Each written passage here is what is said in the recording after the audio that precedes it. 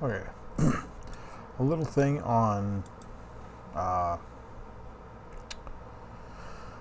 oh, what do you call it? Like a touch platform moving thing. I'm going to do this in 3D, but really it doesn't matter. Logic-wise, it's the exact same. But I'm going to create a cube. We will stick him at 0. We can now see him. I'm actually I'll move the camera up. Somewhere around there, maybe. Take the cube, I'm going to scale it on. Like that. And like that. That's pretty good. So, I don't have my iPad connected, so I can't actually physically do the touch portion, but I can mimic it with the mouse and do the logic for both. It's the same thing, and I'll show you how we do that. So what we want is we want to move this thing based on where we touch. And there's two ways to do this, right? Like for example, and you can do the logic on the cube itself or put it elsewhere. It doesn't matter. So if we have, like you could just do a touch event. And we get the finger ID, and we have start touch. We have touch the screen, get touch info. So finger ID, we'll use that same one. We don't want it normalized, or you could. And we want to store the X. We really don't care about the Y, right? Now, like I said, I don't have my touch hooked up, so I'm going to disable this because I can't actually use it. But that's how we set up that part. So instead, for me to simulate this, I'm going to do a mouse button down and pretend like my mouse is my finger. So left, I'm going to do that same event. So whether you touch or get the mouse down, whatever. And here we're getting the X on the screen, right? So mouse-wise, get mouse X. It can also go in the X, doesn't need to be normalized. And now we have that. So there is one little thing here, and I'll show you. Set position, and this won't work, at least not very well.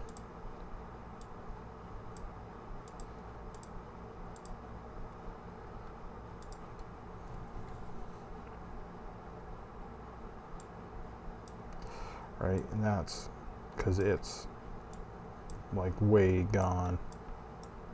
I don't even know where it is. Where's our cube? He's way over there, right? So it's not very good. So how do we adjust that to be moving left and right? Well, numerous ways. But like I said, like this isn't a good method with the set position. But what we can do is if we get our X, whether you're getting it from here or you're getting from here, is if we actually duplicate, I'm going to duplicate both of these, right? And I'll keep the touch. Well, I'll turn them on for now so I can change them. And I'm also going to say start X, and not every frame.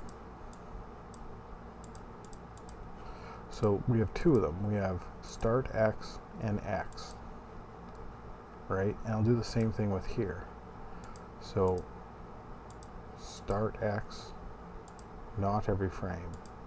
So now we have two variables. And in the beginning, at the very start, they'll be the same. So vector3 operator. Let's take, oh, whoops. Don't need to do that. I just need to do float. We'll do the float operator.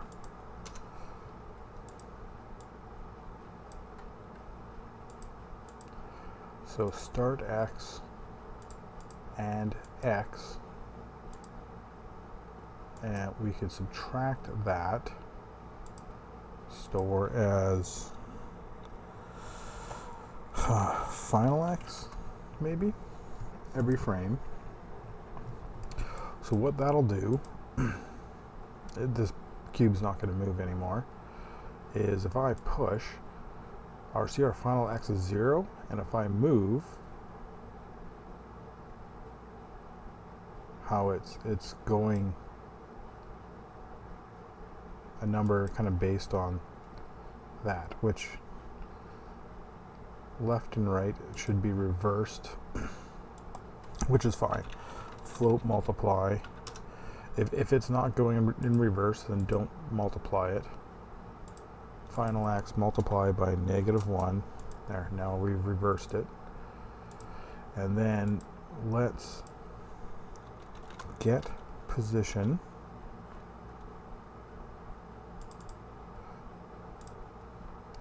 of the cube.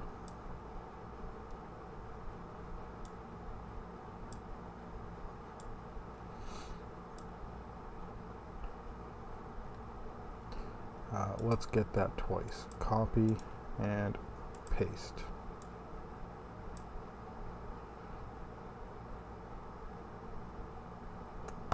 No, wait, let's think about this for 1 second. So we get the position.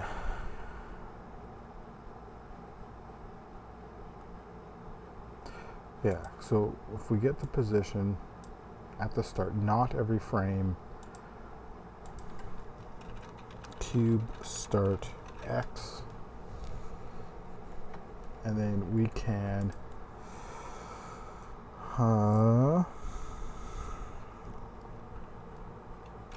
float add. He needs to be at the bottom. Cube start X, add final X, every frame, and then set position. Also at the very end, make sure he's on the cube. Yep, he is. Of the cube world and cube start X, every frame. So now we should have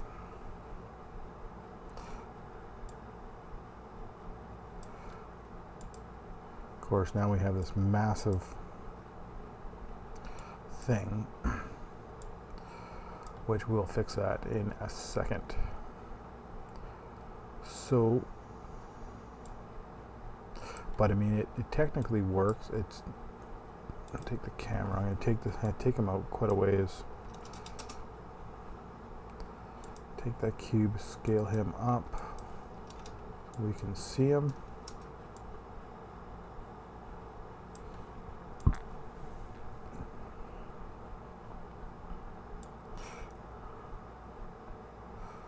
Oh yeah, see it, like he wants to move, but that position is quite excessive. So let's fix that. Let's go sit around there. And take the cube back down to 3.5. All right, so the logic works, but we're looking at a touch position on the screen in comparison to where this guy is. Now if it's 2D, this should work.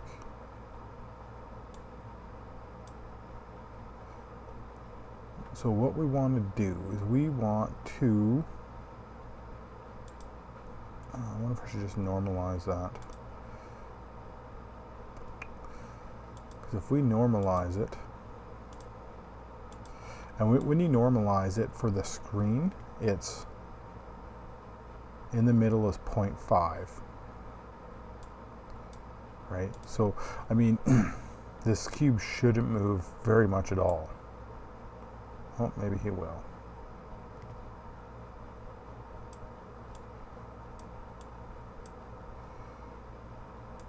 Oh, okay, we're constantly adding. All right, so that's not a good thing. We don't want to add. That's bad.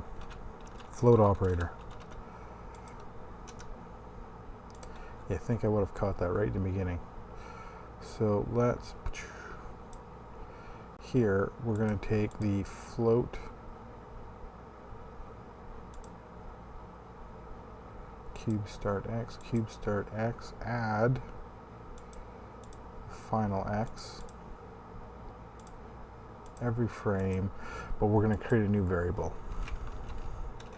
We'll call them set x. Now we'll use set x instead.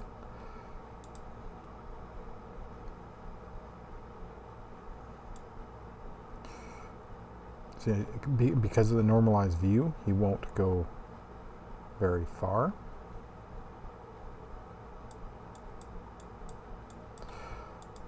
Which is great, but that's not what we're shooting for, right? So we need a way to more or less measure this and normalize to this width, I guess you could say. So what would be the best way of doing that without going just 2D? I mean, like I said, like if you go 2D, technically this all works because the scale is all the same, which I can show you that real quick. Let's create a canvas, create a image. Where's an image? Why can't I find an image? There's an image, right? And then the image, if I just replace those, and let's take the normalize off.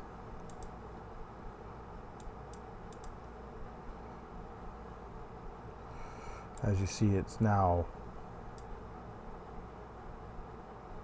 everything is like, it's like with 2D, because you're dealing with the screen, it's much simpler. Mouse button up. Let's find a way to get out of this thing. Go back. There we go. So like I said, I mean, in the 2D world, right? And I can click over here because I'm just basing it on we're touching the screen, right? So and this doesn't matter if you're using touch or the mouse. Like if you enabled those, it would work just the same, right? But that's with 2D, and maybe that's all that's needed. I don't know, but if you want to do a 3D, it's a little different because we can't just set X anymore, right? Because now we need a scale from here to here. And I suppose one way of doing that would be, let's create a cube and set his position here. And let's just literally just, oh, not his position, his scale right up. How big does he get? We'll say there, say 35. So for where our camera's at, for the size of things, we want 35. So if we, do I have remap in this project? Oh, I do. Look at that, I do have remap. So in order to do it for 3D, let's remap. Let's take this set X and with that we'll use the normalized values, right? You'd also enable the normalize if you're using the touch. So 0 to 1 is isn't very good, right? We don't want that. But what we do want is if 0.5 is in the middle, 0 and 1, but we know the distance is 0 to 35, then we want the base start to be 0, the base end, actually we should probably check that. Where is that? Okay, so his position is x 0, and if we move him this way, say at 15, negative 15, plus 15. Okay, so that's what we'll go with. That's what we'll remap things to. So the base start is negative 15, and is 15. So we're just marking those two spots. Oh, sorry, this is for the normalized value, 0 to 1. So target start, negative 15 to 15. Of course, now we need a whole nother one, is now we have a remapped float.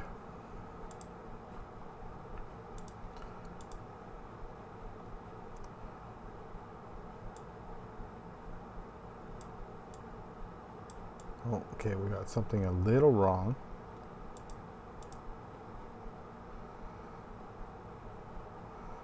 So we click, and I think I got the normalized portion wrong.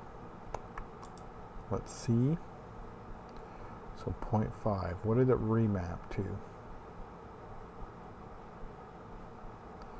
Negative 15.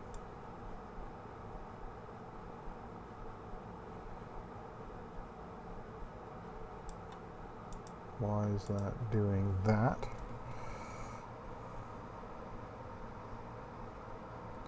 Let's watch the remap. So we click in the middle, it should be 0, and it's not.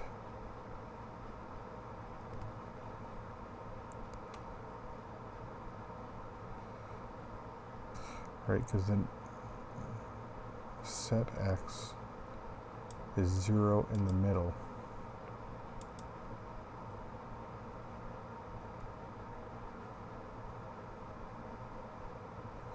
Oh, yeah, okay.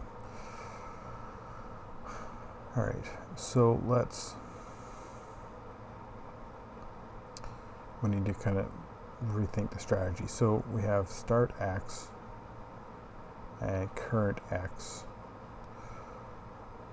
We need to remap this value. Let's go up here. That's where we messed up. Let's remap X, him, to this.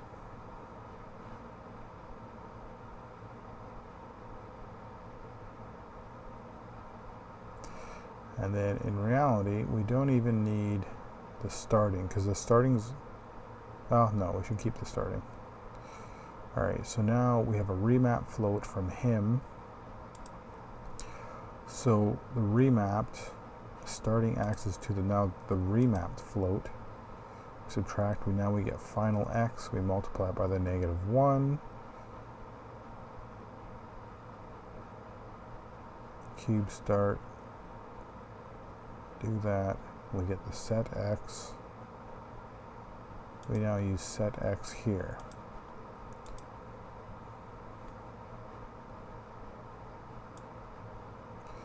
There we go. And if I click over here, it's a little off. So we need to fix that.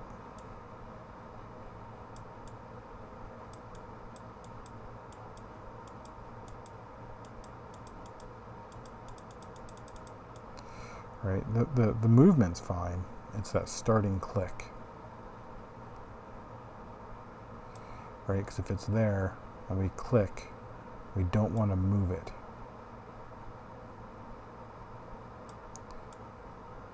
And it's moving. We don't want that. It's weird how it's constantly going to the left or the right. So we get the start X, we get mouse X, normalized. See, I almost like that start.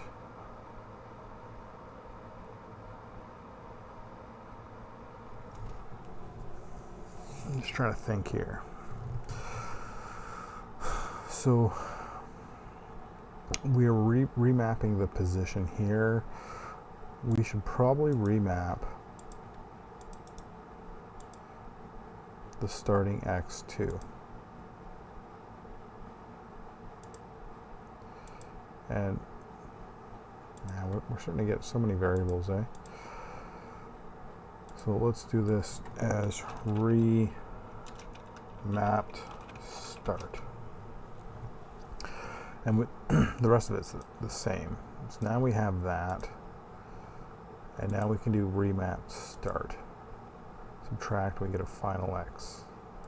We may not need to subtract it anymore. So let's see.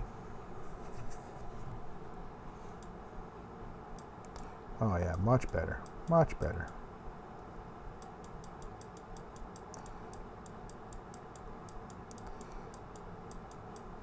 So there we have now in 3D this little guy. And said now right now I'm using the mouse. And if you wanted to use touch, it's literally we're just like the mouse, we're just getting its normalized position on the screen for the touch on the X, just the X, on the start and every frame for the normal X. And if I were to turn this on, we just turn on the normalized, and there we go. It's the only, okay, we have to get rid of this. I guess we just do that. Touch event would be finger ID is ended. Go back. Right, and then we turn that on. So now, like I said, now it won't work for me because I don't have my iPad hooked up. But technically, this logic now, if I was touchscreen, this would work exactly the same as this. Right.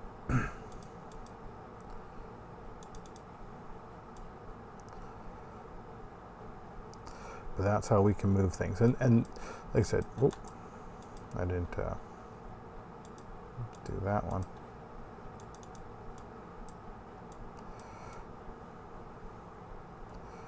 Right, so then you have that.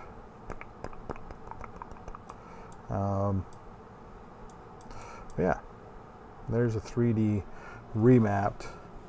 And like I said, with the 2D, you don't have to remap it on the 2D. That's just a 3D thing because we're on the 2D. You're already looking at a 2D width, and the touch is in the 2D, the object's in 2D, so all the distances are just equal. We don't need any remapping. It just works, right? Where the remap is a 3D thing because we're not dealing with the the width of the screen anymore of the 600, 800 by 600 or 1040 by 8 whatever. We're dealing with what we measured as 34 or 32 or whatever it was. So there you go. That is kind of how we can move things around a couple different ways. All right.